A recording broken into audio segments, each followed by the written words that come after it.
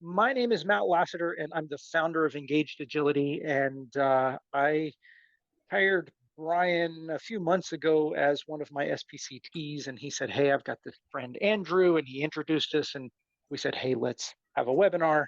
And as we were walking through it, Andrew was telling me about profit streams. Brian already knew stuff about profit streams. He's been talking about it for a while, but he told me about it, and we kind of came up with an idea. And we said, "Hey, this idea of profit streams really uh, can impact the way that we think about our portfolio and our product strategies and the way that we run our product management and portfolio management activities." And we said, let's talk about how that fits and how does profit streams really feed into what SAFE already has in place from an LPM and a product management perspective.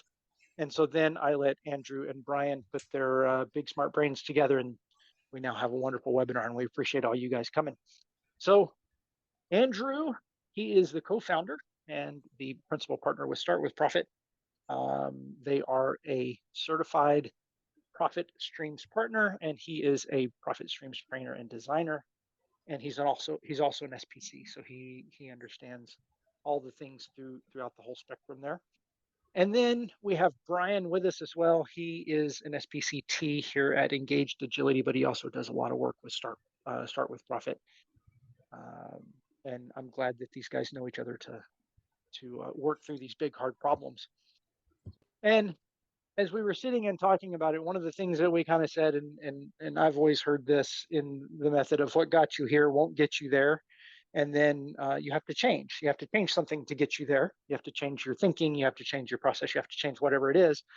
And that's kind of where we're going today, because what got us here, we need something different to get us into the future. So yesterday's product strategy won't meet today's needs.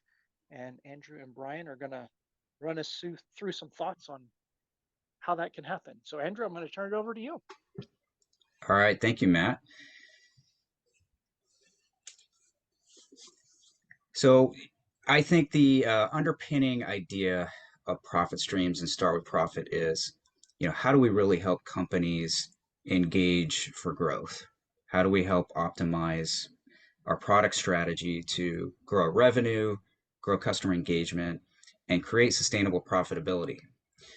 And so if you look at the left side of this picture here, for a lot of companies that are still kind of new product development, startup land, maybe they haven't quite launched their first product, or maybe it's just a new product line, an existing portfolio.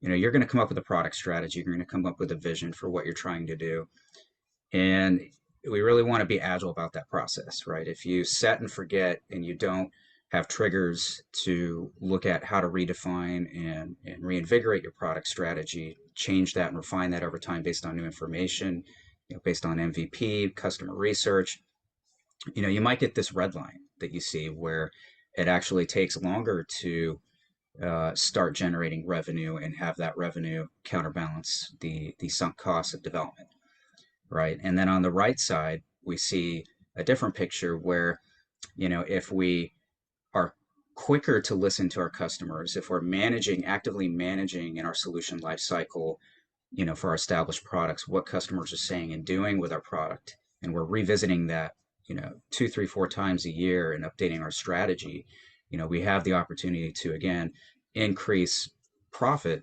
and revenue above what we might have otherwise expected. So I think this slide in a nutshell is saying be agile about your product strategy and do that to enable growth. And so in the next slide, Matt, we would see that, our fundamental, thesis of how and why to do this is the profit stream canvas and profit streams. And so a profit stream is a value stream designed to create sustainable business. And this is looking at the economic value of the solutions you create. You want to evaluate and analyze that in terms of your pricing, packaging, and licensing decisions to ensure that the revenue is obviously greater than the cost. That's the definition of profitability. But again, being agile about that, doing it not just once, but on a regular basis, having triggers, either predefined triggers internal to your business or listening to external triggers from the market, your customers, to look at this over time and make sure you're on a sustainably profitable path. So a profit stream, at the end of the day, is a value stream right? But it's a specific type of value stream. So we'll get into some of those details here.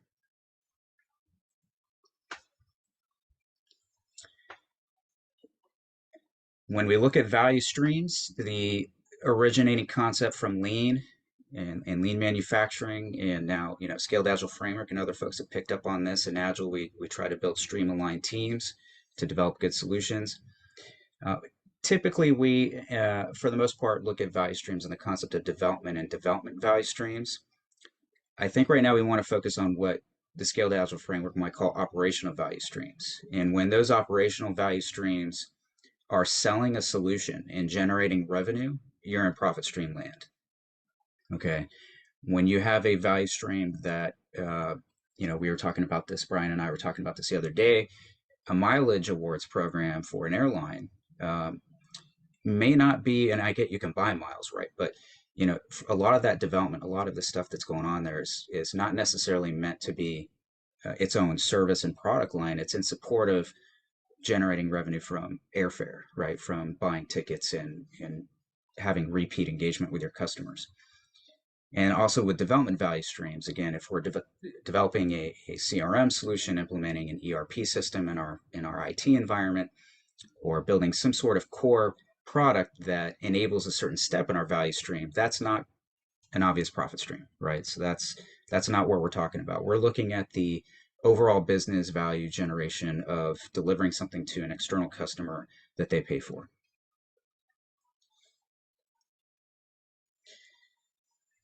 An example of that, software, right? And we're not only talking about software, direct software with profit streams. We would consider anything where software is a key enabling value piece of your solution. So if you're selling a Tesla, right, there's a lot of software driving Tesla, literally driving Teslas now, auto driving, right? But if you are building and selling hardware, and software is a key piece of that, could be Internet of Things, could be Tesla, it could be that sort of thing, right? Video games, or it could be pure software, your SaaS products, your mobile apps, anything that has software as an aspect of delivering the value is a candidate for a profit stream. And this is an example of, let's say, a SaaS model or a mobile app or a software product where you have a sales cycle, receiving an order, you have various pieces of your manufacturing line, if you will, your help desk, your CRM, customer portal, etc., that help enable the ability to fulfill that order and add that person, add that company to your subscription, to your software package. Now, we want to evolve value stream management to solution profitability management, because when we look at the value cycle here, we have these development value streams building solutions for internal customers. That enables them to deliver a solution to an external customer. The customer's paying for that value back to the enterprise. That whole cycle of management, right? That's a form of value stream management that is directly related to profit and loss.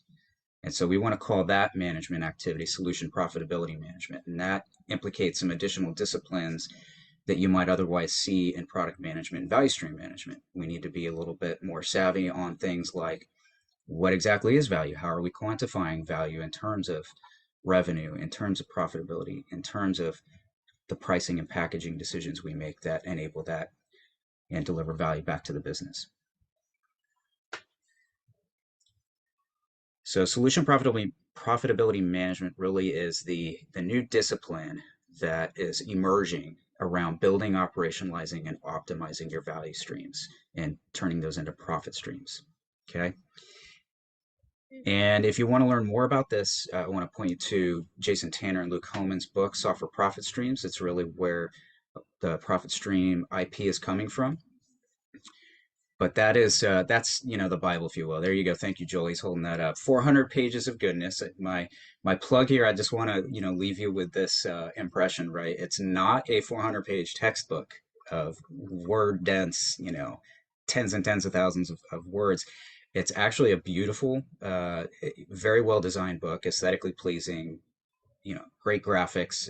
Fede did just a fantastic job with that. Very easy to use and reference. But again, it's just so full of goodness. You're going to need to pause every few pages and really digest what's in there. But that is the basis for what we're talking about today.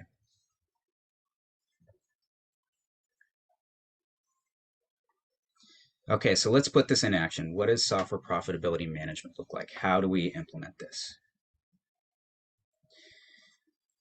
If we look at the Scaled Agile framework, they have a principle that, the second principle is to apply systems thinking. And our systems there's multiple views of the system, right? There's the system that we're developing or building, the system under development, our product. There's the system that's building the product, your people, process and tools, your facilities, how all that works, right? And then you have the system as a value chain, right? Your value stream or your profit stream. And when you have a system perspective, a lot of what we're thinking about when we apply that system lens is we're understanding that there are components, that there are interfaces, that there are interactions, and we have to line those up. We have to understand what happens on this side of the interface, how that affects this on the other side, and how we manage that. So when we organize the elements of our solution into a canvas, we have a better way to represent and enable innovation and capture our collective wisdom and collaborate as a team, as a business, and as a team of professionals that are building this product. So let's go a little bit deeper into what that looks like. This is the profit stream canvas. And so we'll just quickly walk through the elements here. Customer is really important, right? We want to start with the customer. That's all there along the left side in that column. We need to understand who the customer is, what do they need, what do they value, why might they want your solution, would they pay for it. We need to understand what ROI looks like for them, right? And what's the total cost of ownership if they gave you money for a solution. And then there needs to be a license structure in place because we're talking software, talking about intellectual property, and we need to manage that via a license. And we have to have the right kinds of licenses in place to enable a sustainable relationship and also have that reflect based on the solution we have and the way we're exchanging value for money. We have to have the right license model in place. On the right side is us, right? Our solution, what are we building? What features does it have? Okay. And what's our ROI? Are we sustainably profitable? Are we generating more revenue than cost for this product? And what is our roadmap to improve it over time? And then the solution licenses we rely on to build the product. If you're using Slack or using GitHub or you're using lots of different tools, AWS, to create your solution, you have your own licenses you need to manage, and you also have to make sure those are compatible, across with what you're promising your customer and your license with them.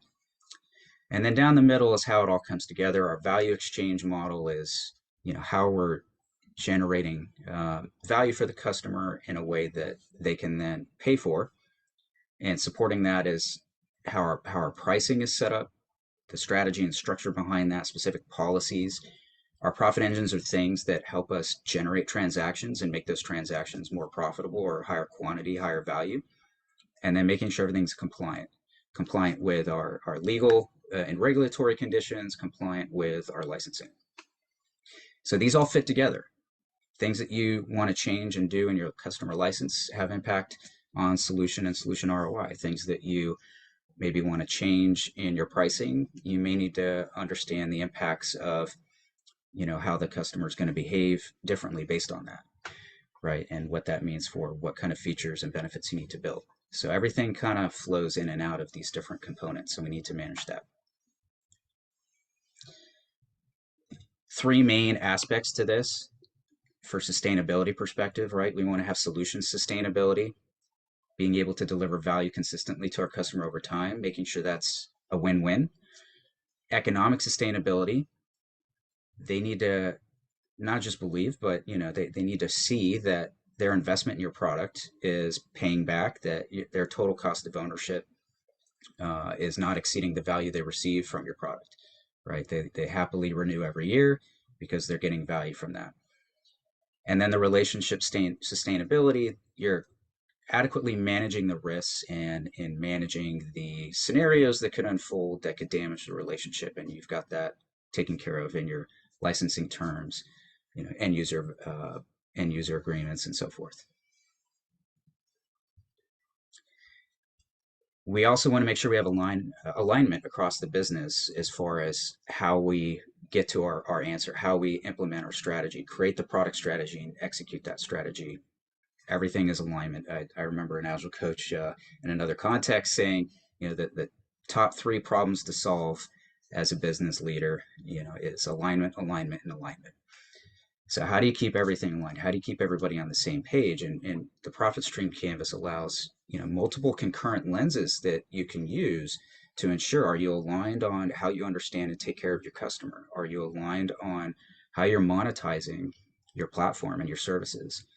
Are you aligned on what you're doing with your solution and where that's going to evolve to over time? So the canvas is really giving you a foundation to have those conversations, revisit those decisions, and making sure everybody's aligned to that. We also have a platform. So shout out to Applied Frameworks for building out, not just writing a book about this, but building out a platform for folks to use. There's a community where you can engage folks like myself and Eric and Bryan, and talk about profit streams and ask experts for help. You can also use their AI tool, sign up to use the Horizon AI Assistant, which I believe is a Chat GPT 3.5 based solution. And so you can ask questions that you would ask the Chat GPT. You can also, because it's been trained on the profit streams content, you can ask them specific questions related to the profit stream canvas and how to use it, and various scenarios you might face with your customers, and get a pretty decent starting point for an answer. At least get you pointing in the right direction of where you should dig deeper. And now I want to reintroduce Bryan.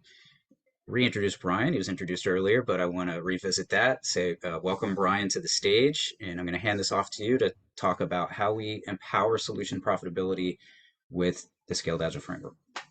Awesome. Thank you, Andrew.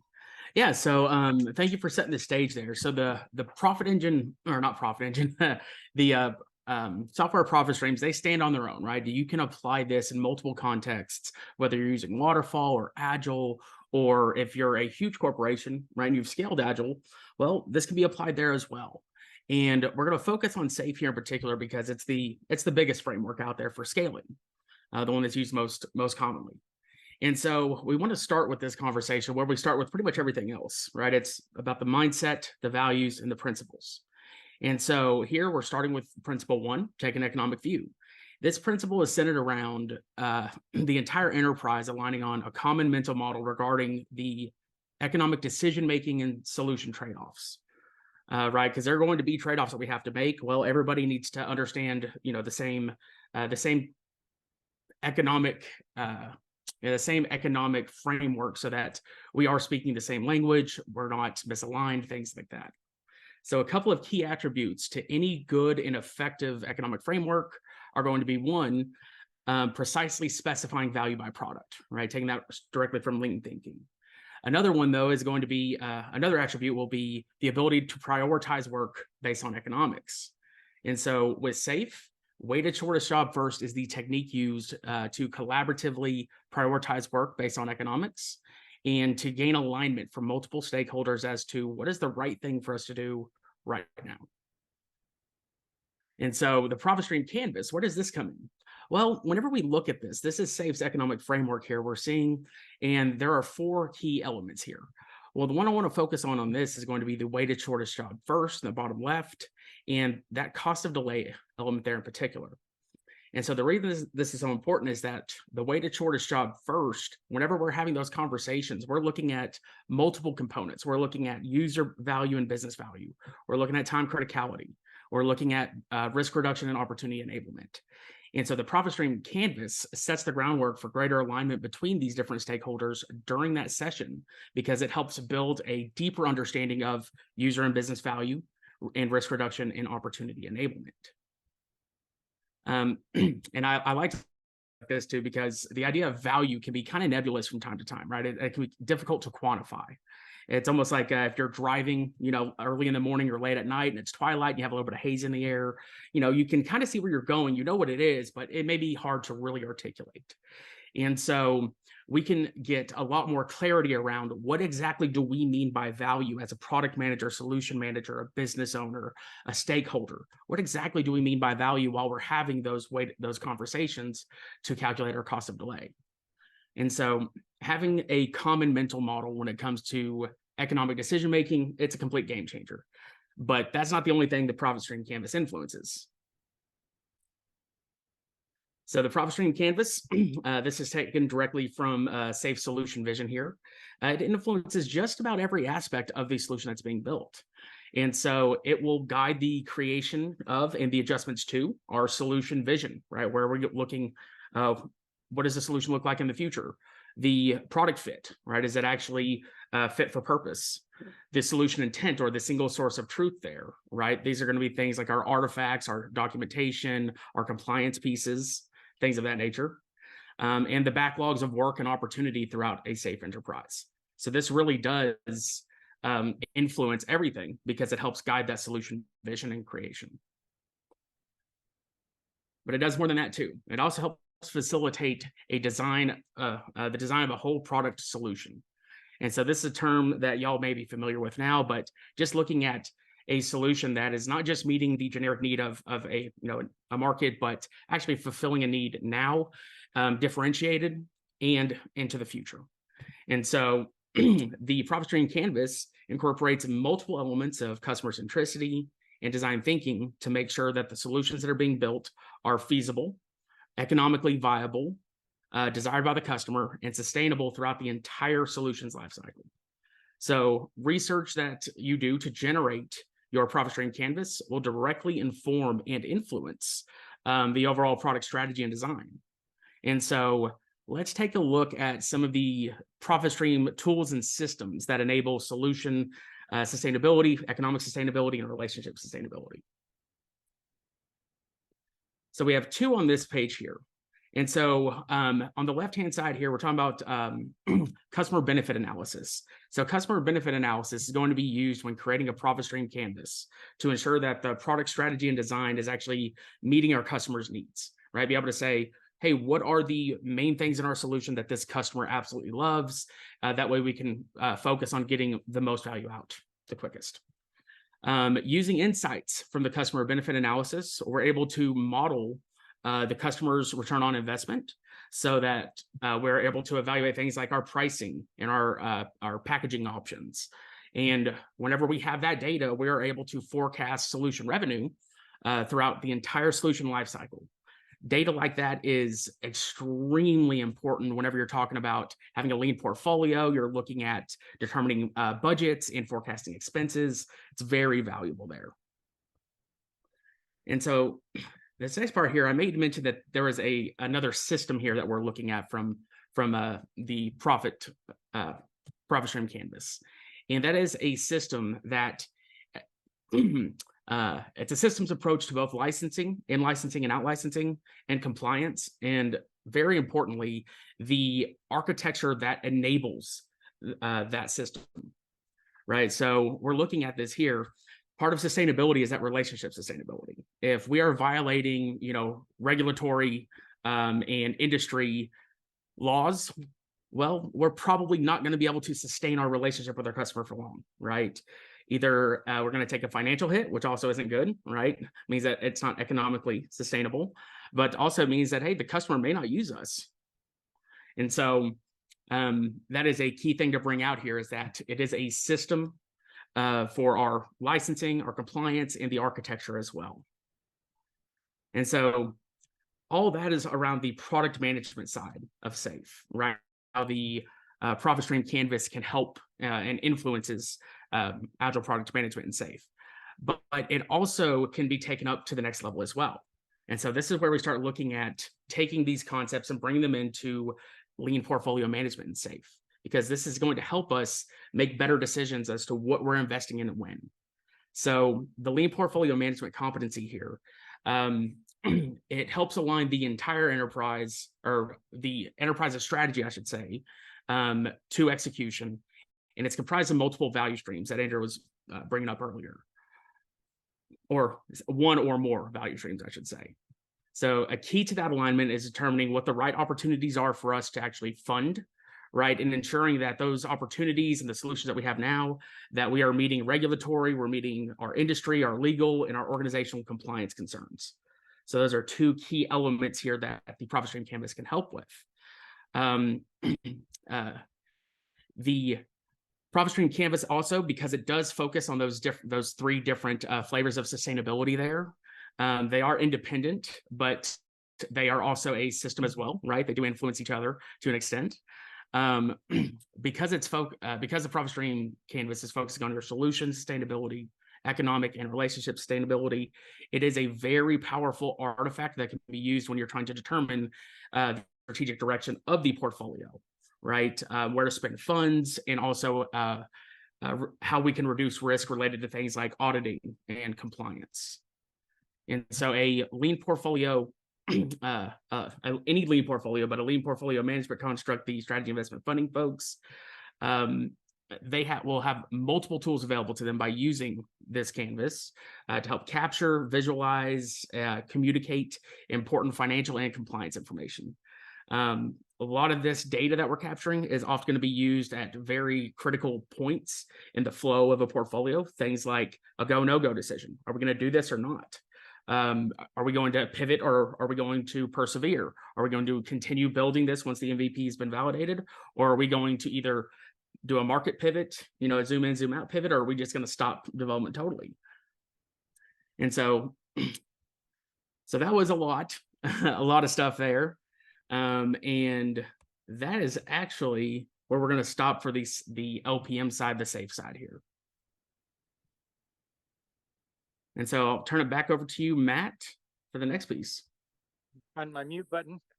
So I tell you what, rather than this, I'll come back to it here in just a split second, but because Teresa had a question out in the chat, we'll open it up for questions. We wanted to give a good introduction into what profit streams were, but we wanted to show how they tie back into SAFE, or how the ideas of profit streams can align with some of the things that you're already doing in SAFE. So Teresa's question was, how does this intersect with the pragmatic approach? I'm not familiar with the pragmatic approach. Could you go a little deeper into what part in particular from pragmatic are you talking about? So most of my organization has taken some form of the pragmatic course. The one I most recently took was the pragmatic focus course, how to develop strategy, where you should focus your investments, net new products, new markets, etc. Ultimately, the output of that obviously would kind of make its way to development teams. So I'm trying to understand, and it's okay if you're not as familiar, but how these two worlds intersect when the audience for the pragmatic is mostly product management. And obviously this is the product management component, or a portion of scaled agile. I'm trying to translate those two worlds because most of my product management team is familiar with pragmatic and they're not as familiar with this. So I just want to understand the key differentiators. And it's okay if you don't know, but it's something that's popping up to me.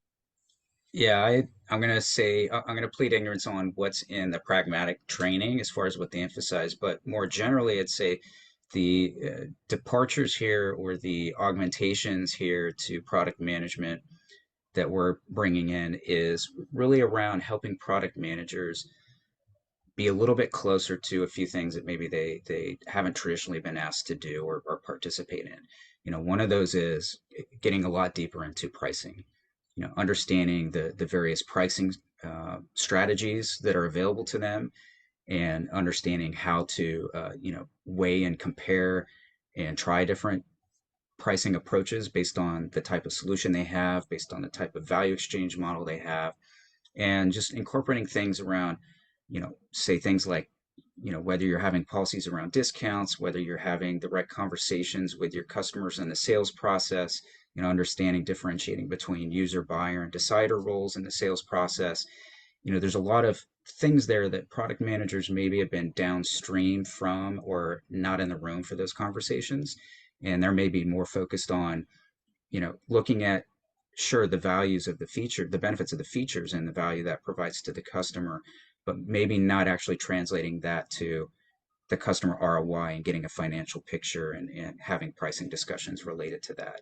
So that's, I think, a big point of emphasis, whether you want to call that a point of departure or an augmentation to product management, right? And then the other thing I think is I would say the understanding of technical architecture as it relates to licensing, packaging, and pricing, and really seeing how those relationships exist and how influencing or altering or changing one or more of those variables, how that has implications and changes the other parts of the of that integration. So if you're, for example, if you're looking at moving to a time-based access model, right? Making sure, okay, so our license currently is a perpetual license. We need to go change that. You don't want a perpetual license in support of time-based access, right? We need to now talk to the architects, re-architect the system to enforce a time-based access approach. We need to revisit our whole pricing because we're not selling an application off the shelf anymore. We're asking for folks to pay for monthly access or annual access, right? So there's a lot of factors there that we want to make sure we're managing effectively, even downstream to how we spend the money internally. If we're using, for example, we're shifting from an on-prem environment to manage the development and support the platform to AWS and or Azure, right? And we now need to manage our cloud expenses, make sure we understand which cloud services we're using that have the potentially to get utilized beyond our planned spend and how we manage that. So there's lots of factors there that we're asking product managers that, you need to understand more of this. You need to see this as a system.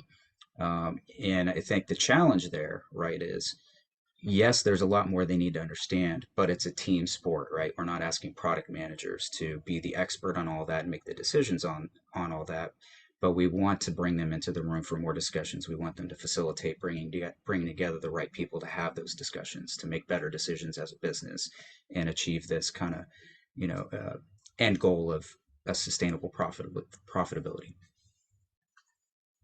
If we're talking about from a pragmatic point of view, if we think about the quality aspect of pragmatic, this is like, what is the value of our quality? How do we sustain that profitability based on the quality that we're delivering? And what quality aspects that are we delivering pragmatically that are really, what are they valued and how much are they worth and what do they mean to our customer? And so a lot of times we don't ask that question. We just try to deliver, delight the customer. We focus on that. But what does that mean though, when it comes to what the customer is willing to pay and how do we sustain that? So in this view, you're having more customer-centric quality considerations upstream, and you want product and internal stakeholders to align on those different sort of components before it gets to development. Is that kind of what we're saying? Having those discussions upstream, but kind of diversifying or expanding upon what we normally research? Well, I think something I would add to that is if we understand product quality is a key differentiator and we want to model that or at least apply that to a customer segment to understand what benefits do they derive from that enhanced quality, and are those tangible benefits or are they intangible benefits? Could be just that reassurance factor. I can trust this product. I know it's not going to crash on me. But it could be very tangible. It could mean, because it's a higher quality product, there's lower latency, there's better performance. I get my job done more quickly. That saves me time. Time translates into dollars, right? But in either case, we can model those benefits or capture those benefits, I should say, and then we can quantify and model that to give us a financial perspective of what is the value in dollars that we're providing to the customer. And now we can come back to that pricing discussion and say, okay, we're providing a ton of value here and we're not, maybe there's room to charge more, right? Maybe we can raise our prices because we're underestimating the fact that because we have such an edge over our competitors on the quality side, we can actually, price that out and ask for money there in our pricing. Thank you.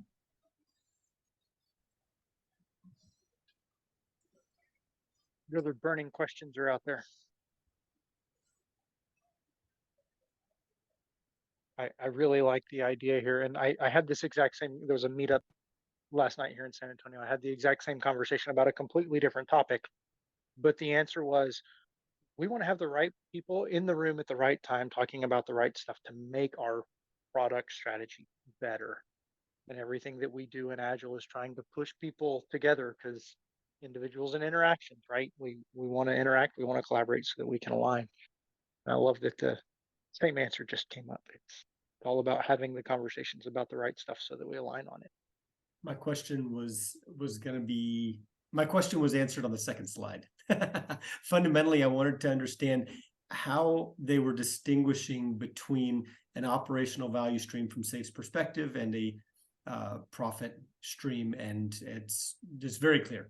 I mean, the operational value stream has certain characteristics, and essentially the profit stream builds on those characteristics and adds some really important dimensions to it. So kudos. You answered the first question I had was right off the bat. Appreciate it. I'm trying to get back to the slide, but it clicks really slow for some reason.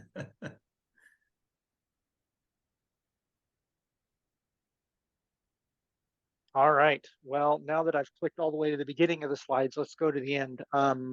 Andrew, I'm gonna. Oh, was somebody fixing to say something? No, sir. Oh, good deal. Andrew, I'm gonna pick on you first because what we have, just kind of a little thank you for coming to our webinar.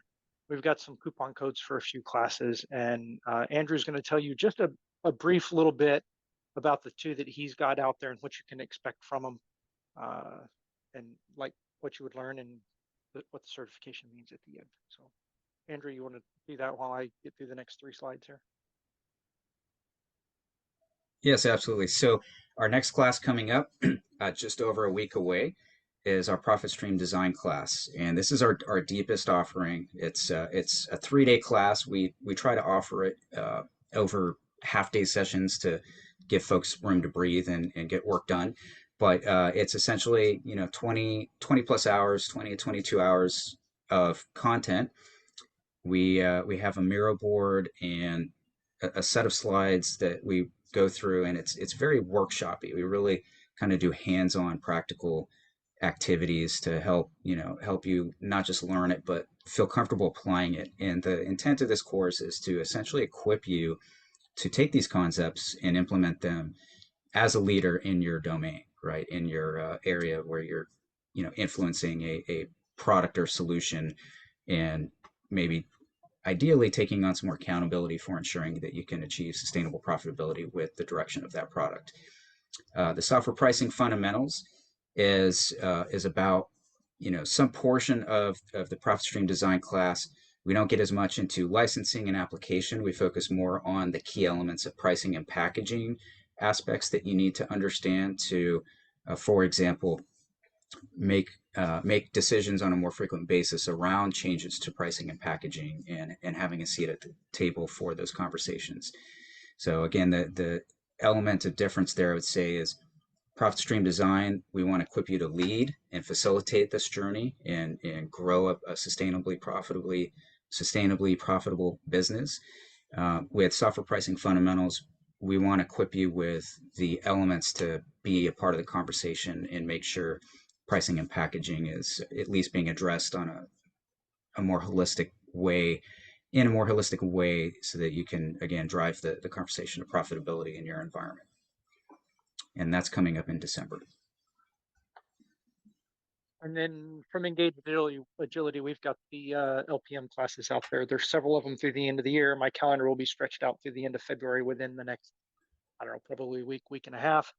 But the thing I really like about the LPM class, everybody that the basics of SAFE are in the essential SAFE model, where it's, hey, we have a train, we have multiple teams, we have features, we have stories, and we know how execution happens with PI planning and all that kind of stuff.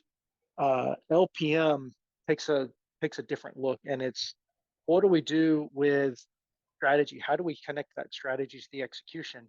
And it's really, it's in my mind, it's that intermediary between what we would talk about with the profit streams. We convert that conversation into stuff that we can eventually execute on. And so if you haven't had an LPM class, you can use the link here. Again, the slides will be sent out at the end of the presentation. You can use that code right there and get you some money off on it. And we have an extra special guest that came in. The book that was shown earlier, and the guy that's the brainchild of all this stuff snuck in on us. So Luke, welcome.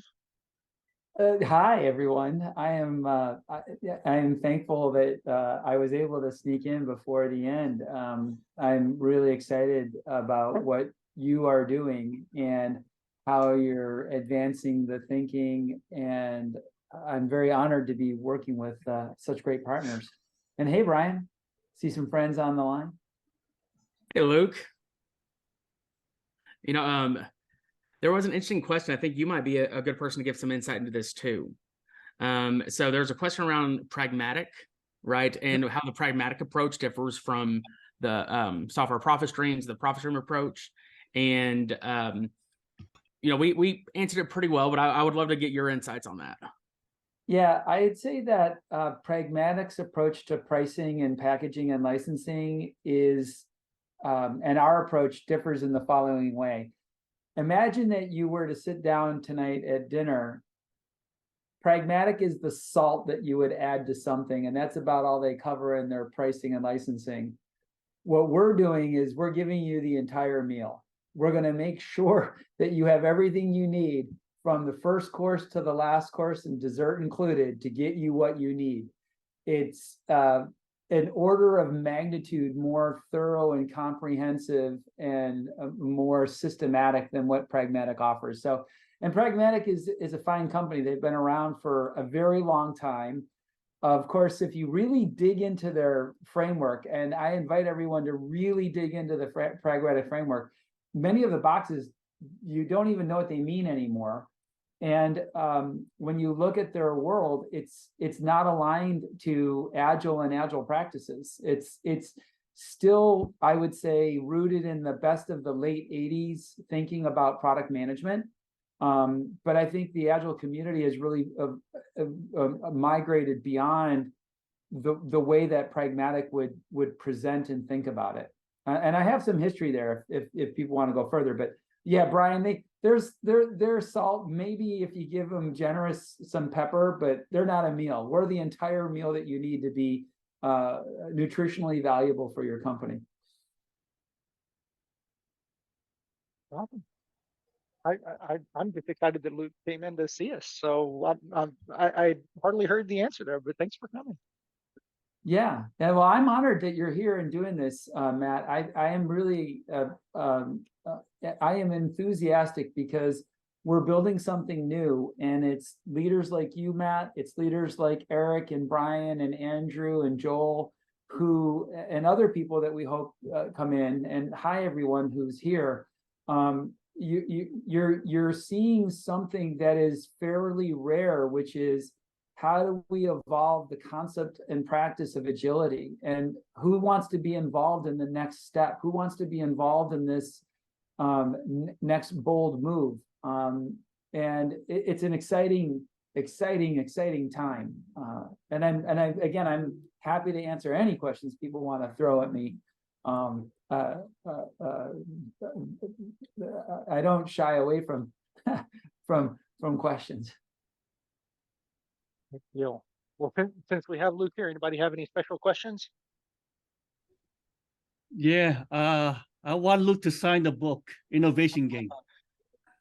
Well, it is in fact a shiny book, and it's lovely. I tell you what, if you send me a book, I'll send it back to you signed. Okay. If you'll send us your address, if you don't mind posting it in the chat, post it out there. If you want me to send it directly to Henry, I can do that as well. I just did, and some members in the call will let you know that if you're ever in the area, let me know. There's always tequila in the cupboard and beer in the fridge and cookies in the freezer. And unless he's driving to Davis. I'm known to share. Halloween is next week, and it's the annual Hohmann Front Porch Halloween party. We have treats for adults and kids. Awesome. Yeah. Favorite road trip away from Texas.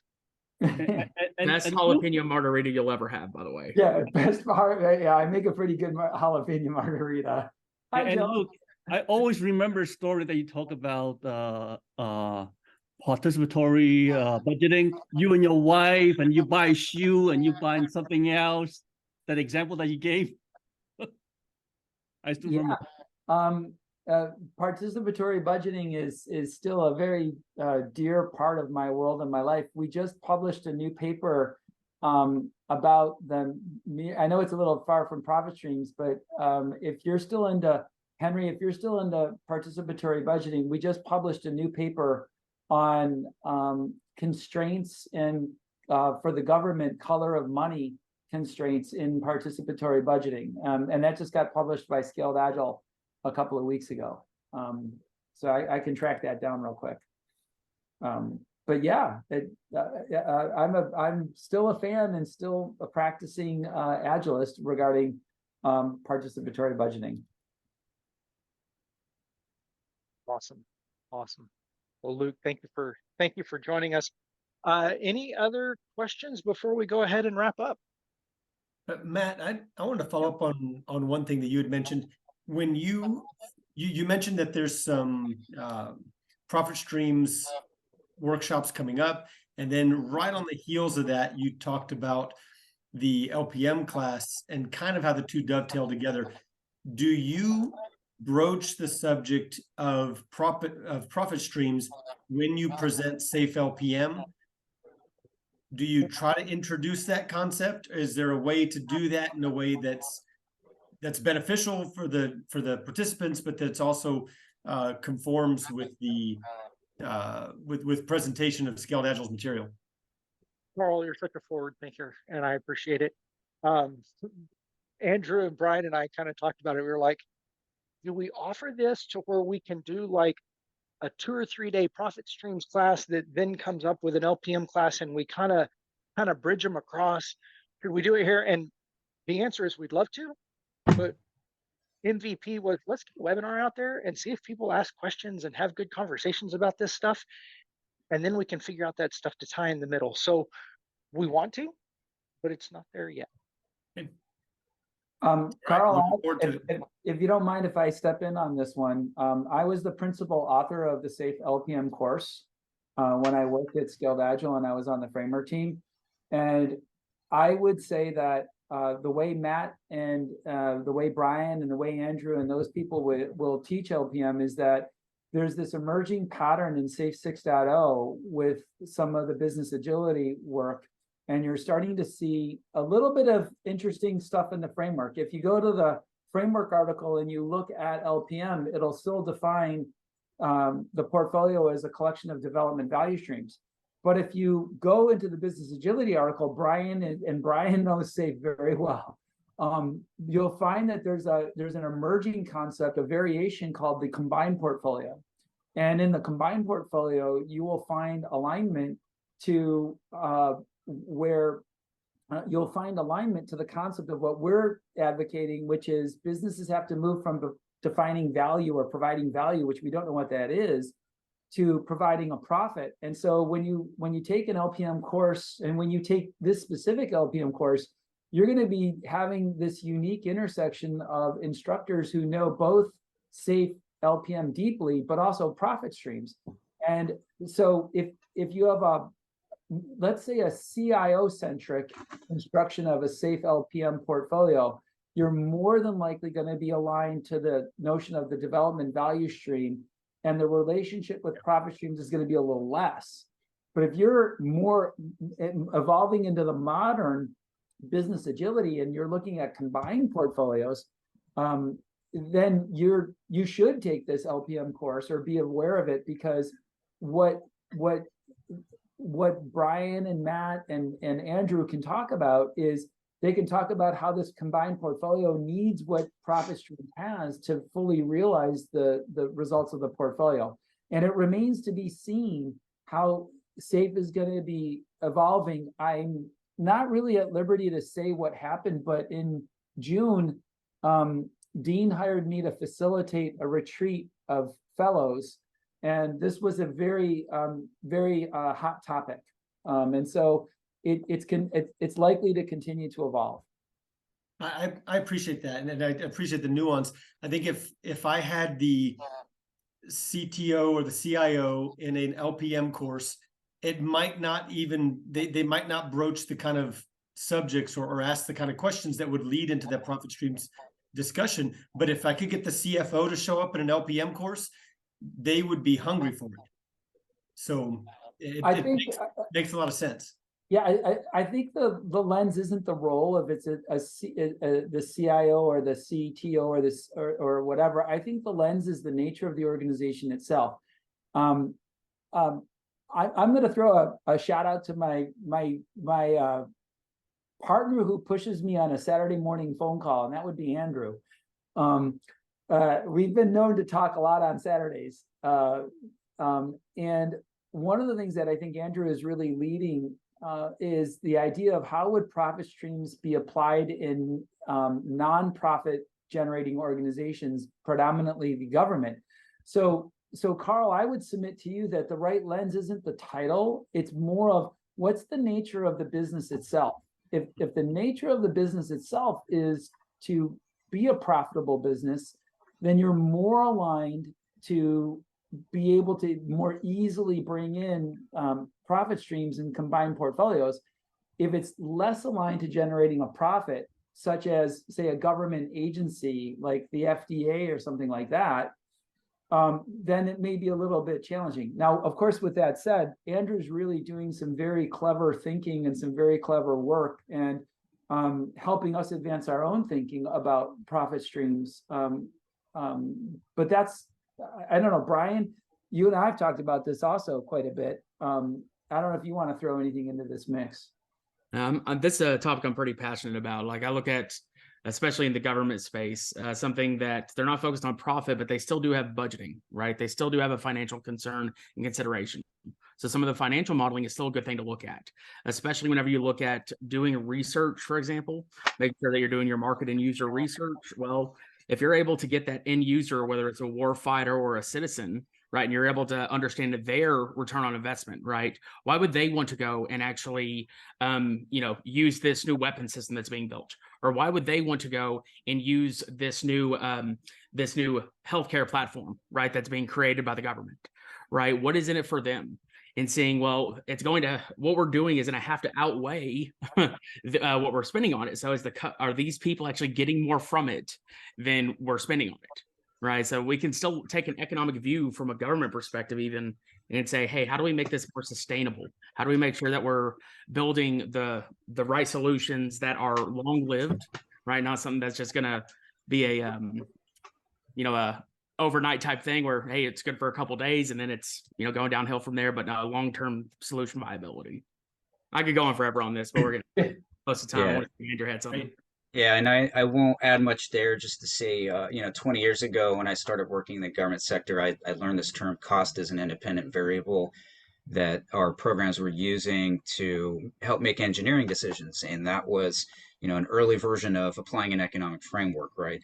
And I think as we look at, for example, when I was working with some three-letter agencies around their satellite architecture, and they were used to building very expensive, very complex satellites, and now all of a sudden we're getting all of these startups, if you will, that were producing much cheaper CubeSats, microsats with maybe not quite the same level of capability, but at a cost point that was so drastically less in a kind of as a service model that it fundamentally changed the economic equation, right? And they started to look at, okay, so how do we answer a lot more of our needs with that approach and save a whole bunch of money? And now we can more narrow in on spending money on more exquisite solutions for the edge cases, right? So those are the kind of conversations that governments have that they need to make those decisions. And I think there's a lot in the canvas that guides that process of decision making. The last thing I want to say before I get off the stage is, while we have public classes, Carl, if we know that our audience is passionate about, we really want to see profit streams addressed in an LPM course, right? Or we want to hear more in a profit streams class about the approach that it would have from a safe POPM perspective that in that role, those are things that we can pull together that information. We're certainly knowledgeable amongst the team on how to guide that conversation. It's not necessarily something we're quite prepared to do for a public class with people that are signing it from all different backgrounds and perspectives. But if we have a customer that's like, hey, I want to train my team of 10 people on this, and we want to make sure these additional points are addressed, we can absolutely fold that in, right? So that's on the docket for us to be able to offer. And then I also want to point out Joel, who's a CST, is working with some other CSTs associated with Luke and Profit Streams and Applied Frameworks to enhance their CSPO offerings and make sure their product owner training is starting to talk more about pricing, packaging, and profit streams. So we're going to see more and more of this, I think, infiltrate the various, training approaches out there. Great. Awesome. Bryan, Andrew, thank you for the informative discussions here. Luke, thanks for joining us, and to everyone that signed up and joined us today. We really appreciate you guys coming. The last slide gives you some contact information. Again, you'll have access to all of this in the email very, very shortly. I'll stick around as long as the last person does, but thank you all for coming.